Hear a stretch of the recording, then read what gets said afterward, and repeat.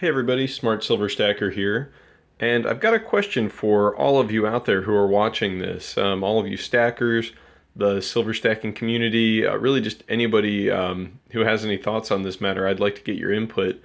So what this video is about, it's a question I don't know the answer to, but I have some thoughts on, and I'll be sharing them with you. And the question is, what's better to stack for your silver stack? 999 silver, like these bars on the left here, or 90% US junk silver, like these quarters on the right.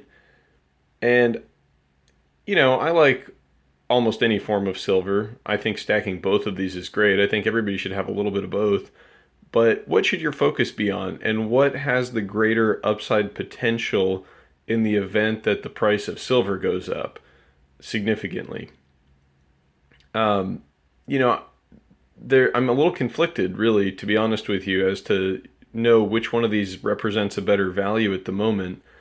Um, the junk silver, 90% silver, I think has some things going for it in the sense that it's a limited supply. There's a limited supply of these junk coins. They haven't been minted since 1964. And the supply has gone down significantly since then, I'm sure. A lot has been melted down, lost, squirreled away where it may not be found for quite some time. It's basically just not part of the available supply of junk silver any longer. So, from a fundamental standpoint, when you have a shrinking supply of a specific item, if demand increases, you'll see a significantly higher price. So the fact that you can get junk silver close to the spot price of the metal right now, I think does represent a pretty good value. Of course, 999 silver is great as well. I especially like these Scottsdale mint bars over here. These poured silver bars. One, I think that they're just a beautiful form of silver. They're shiny, they're poured, they don't look like they were industrially manufactured, although, I mean, they are, of course. But each one has a little bit of a unique characteristic to it when they're poured like this. And I like the Scottsdale Lion's crest on there.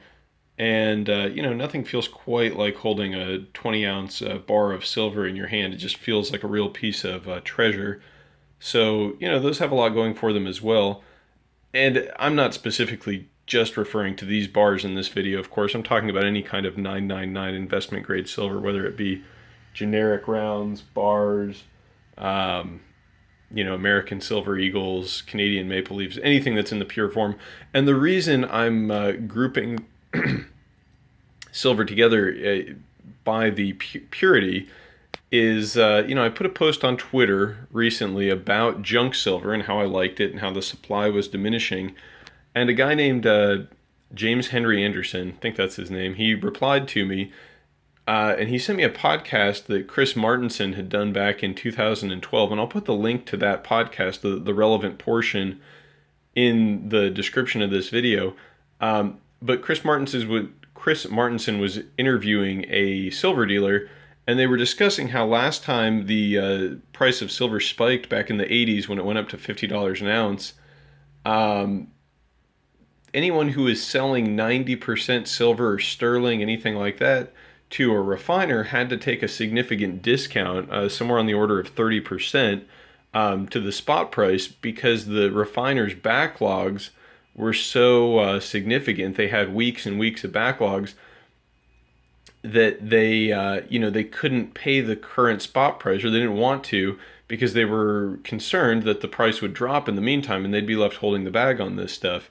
Whereas holders of 999 investment grade silver like this, it was ready to go. It's an industrially ready metal, essentially. I mean, you could melt those down and use them in an industrial purpose or for whatever you needed right away. You didn't need to do any additional refining. Didn't need to remove the copper from the silver and go through all that extra processing. So the last time the price of silver spiked, the holders of 999 silver were getting the better deal. Going forward, I'm not sure if that will be the case in the future, of course. The fact that junk silver has such a diminished supply, I've read estimates as much as three-quarters of the minted 90% US silver have been melted. There was an article in the PCGS, I'll link to that as well in the description, discussing just how much of the US junk silver supply has been refined and melted down, and how even some of the originally common date coins now are rather rare because people didn't melt down the key date coins, but they melted down a lot of the common ones. So now some of the common ones are actually harder to find than the key date coins. So there's something to be said for these as well.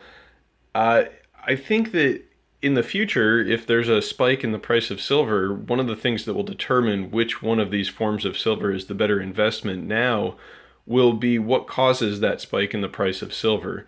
If it's speculation, which I think that that's fair to say that last time in the 1980s, that's what was driving the price up, since it came right back down.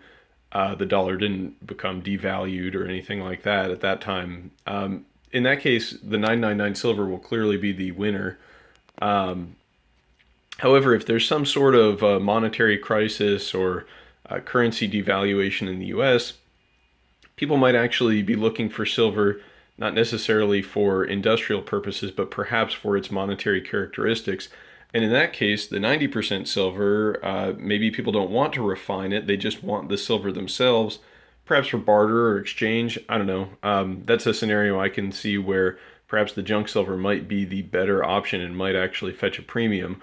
Or just looking far forward into the future, the 90% silver may appreciate almost from a numismatic standpoint if it continues to be melted down and the supply becomes restrained enough or small enough. In the future there might be demand for these just as collectibles or coins, whereas the 999 silver, they're going to keep making that. They can mint these bars all day. So the supply of them is a lot more flexible than the supply of the 90%. But those are some of my thoughts. I like both forms of silver. I think that they both have a lot going for them. Definitely, either one is a better alternative than fiat currency for savings, I think. And, they're both fun. I don't know anybody who's a silver stacker who. Oh, whoops, sorry. Dropped the phone there. I don't know anybody who's a silver stacker who doesn't like, silver bars and who doesn't like 90% silver. I'm just curious as to what your thoughts might be on which one will have better appreciation going forward. Anyway, let me know. Also, as an aside, these Scottsdale silver bars go on sale periodically on eBay, and if you follow me on Twitter, my name on there is Stack Smarter. So follow at Stack Smarter. Whenever they go on sale, I try to post a link to the listing. The Scottsdale Mint sells them usually for a pretty significant premium, but every month or so they'll put for a couple days a sale on eBay where you can get them pretty close to spot, and I'll always put a link up there whenever that happens. I always try to snatch up a few myself when that happens. So keep an eye on that Twitter feed, and just let me know what you think in the comments below, or on Twitter. If you're on there, you can tweet at me, and let me know, because it's really something I'm not sure about. It's a question I've kind of had going around in my mind, and I would like to know what everybody else thinks about that. You can check out that podcast in the description. Also, I'll put that article from PCGS about the melting of 90% silver. You can read those if you're interested. And anyway, thanks for watching, everybody. I'll talk to you later.